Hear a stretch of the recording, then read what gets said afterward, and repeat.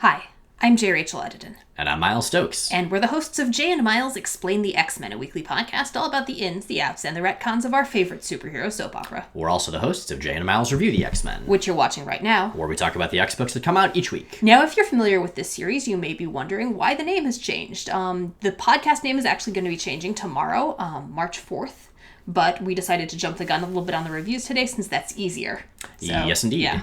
So from here on out, Jay and Miles explain the X-Men, review the X-Men, think lovingly about the X-Men, or very frustrated with the X-Men, whichever. I mean, that's pretty much the normal gamut we run. With that, though, why don't we dive into the books of March 2nd? Yes, indeed. All right. First off, we have Uncanny X-Men number 4, written by Cullen Bunn, with pencils by Greg Land, inks by Jay Leiston, and colors by Nolan Woodard. And, I continue to be cautiously optimistic about this book. Cullen Bunn's writing remains stellar. Greg Land's art is divisive, as always. That pretty much hasn't changed. I want to talk about the writing first, though, because what we're seeing here is something that I really enjoy, which is an ensemble cast where each pairing between each of the characters seems to be unique and compelling. It reminds me a little bit, very different tonally, but in terms of that, in that respect, of Old New Mutant stuff, where each of the characters interacted in their own unique way. Specifically seeing Magneto and Triage in this issue sort of debate the role of mutants in the current world, seeing Sabretooth and Betsy kind of spar about their own personal demons and baggage around all the dark stuff that's happened in their pasts. I really dug that. For me, unfortunately, the art undercuts a lot of those dynamics. I think I've mentioned this before, but I think this is among the better work that Land has done, at least in recent years, which puts it to a level of, not offensive. It's okay. And for that kind of character moment, I feel like I'm getting those kind of in spite of the art rather than with it. And the art's just, the art is fine on the action scenes, but in those quieter moments, it's not contributing at all to the storytelling. And that's frustrating to me. This is a comic. I want to see that interplay between, text and image. And it just doesn't feel like it's there. Yeah. Now, that said, according to solicitations anyway, once Apocalypse Wars starts with number 6, 2 issues from now, it's going to be a new penciler. I don't remember specifically who, but not Greg Land. So if Land has been an obstacle to you reading this book, maybe that would be a good place to pick it up. That said, I still really like this as basically a continuation of the recent X-Force books. I mean, as one of our listeners pointed out, this team is more out in the open, which is the main thing that distinguishes them from the Black Ops X-Force concept. But even so, it's that same kind of dark, whatever it takes, people with their own inner demons trying to get past them to do the right thing sort of a premise. And I think it works. Magneto, written very well. We know Bunn has done that incredibly well for a long time. Also, Phantom X and Zorn, 2 characters that are hard to get right. I really like Cullen Bunn's take on both. Yeah, Zorn is one of those characters who was awesome when he was first introduced and then turned out to be kind of part of a not great throwaway plot. Yeah, and one of the Zorns. I think this is the other. It's very complicated. This is the other one, yeah. But it's nice seeing the other version sort of go back to what made that first character compelling to begin with. Yes, indeed. So, not a great jumping on point, but like I said, new arc starting up in issue number 6, so that might be if this isn't doing it for you.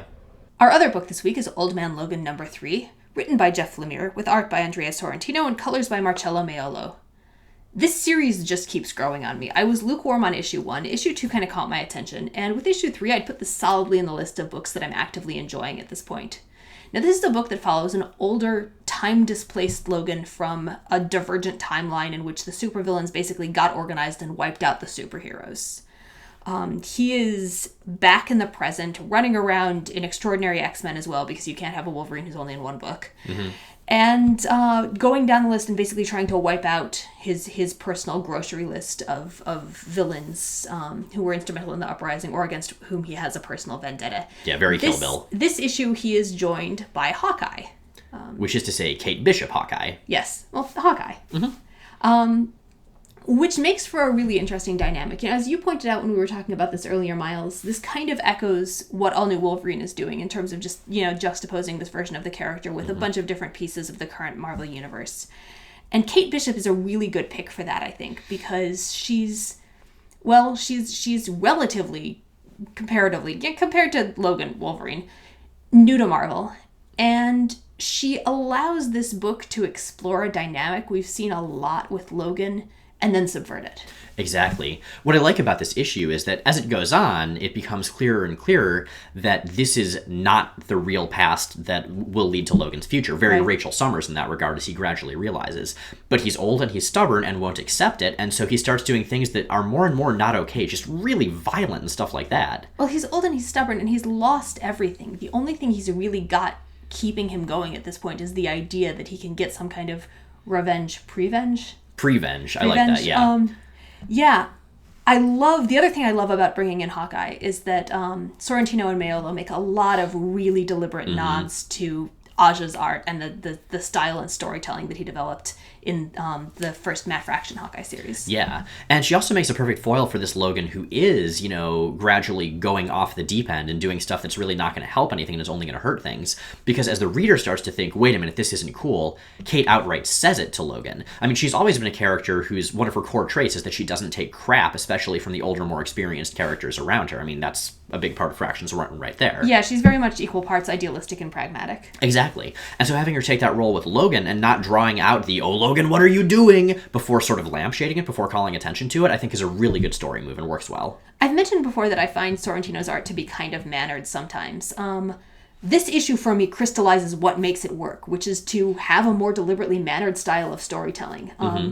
Just those tiny additional affectations for me make a world of difference, and they bring the book up from pretty solid to really my hands down favorite of the 2 X books this week. But one that I think stood on its own really, really well, too. This is only 3 issues in, and if it continues in this vein, I think it's well worth picking up serialized or in trade. So those are our 2 X books this week. Jay, what's our favorite? Well, if it were between the 2 X books, it would be Old Man Logan, but another Marvel book came out that just knocked everything else out of the water. Yeah. And that is Black Widow #1. Oh, it's so good. Oh my god. Okay, so this is by the volume 3 and 4 Daredevil creative team of Mark Waid, Chris Samney, and Matthew Wilson, who were phenomenal and superlative on that and look like they're going to be phenomenal and superlative on this. This issue is fantastic. It is the way you start a new series, and it's the way you introduce a new creative team to a series. Like, I like Black Widow, but I am not a diehard Black Widow fan. I am not deeply invested in her continuity and history, and I don't know a ton about it.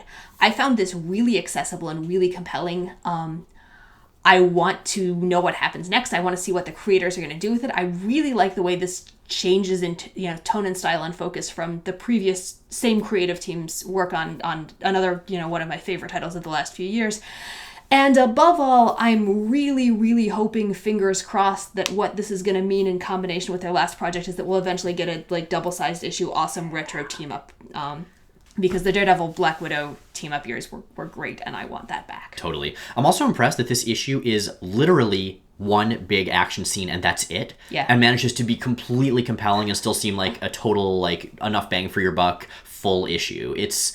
If they can do this with barely any dialogue, with barely any plot, with just awesome action and still have it be so followable, what's going to happen next? I'm really excited. Yeah, it's so good. It's so fun. So worth picking up if you haven't yet. So after that, it feels a little anticlimactic to ask what our panel of the week is. So our panel of the week is, in fact, from Old Man Logan. There's a 4-panel spread, and in fact, let's take a look at the first one first and then expand it to the whole thing. Well, at our panel pick, it's not the first of the spread. Yes, it's the second of the spread. But I love this whole, people traversing a cityscape where the backgrounds are static and then the people move from panel to panel, the panel borders sort of dividing one moment from the next. Not only is it a sort of dynamic, effective display of motion, it's also very reminiscent of the old Hawkeye run that David Aja did. So it's nice bringing in, that style from the book that the character's coming in from. It's also got really good balloon placements and really good lines in terms of how it draws the eye through and across the page, and across the individual panel. Totally. That's it for this week. Thanks for watching. If you like what you've seen here, check out our podcast, Jay and Miles Explain the X-Men. New episodes go up every Sunday at explainthexmen.com, also on iTunes and Stitcher. I should note that all of your old links and feeds will also still continue to work with the new title. Everything just redirects, or ideally will just redirect as of tomorrow. Techno magic. So, next episode of that show, we are going to a green and pleasant land. We're covering the first appearance of Genosha, which is actually a really good story right before Inferno. Lots of metaphors that are not actually metaphors and are really just examinations of what this would be like in real life. Time. Exactly. And also things happening with Madeline Pryor that are just not okay. There's a lot of not okay going on, which is of course, what we like X-Men for. We are getting closer and closer and closer to Inferno.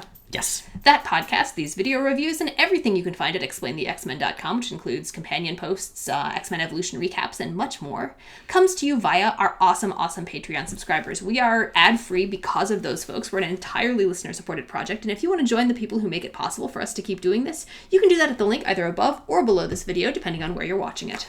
Yes, indeed. In the meantime, we will see you next time for more X-Men. I always feel like I should come up with a clever tag, but really that's what it comes down to. More X-Men. There's always more X-Men. Always more X-Men. It's a metaphor.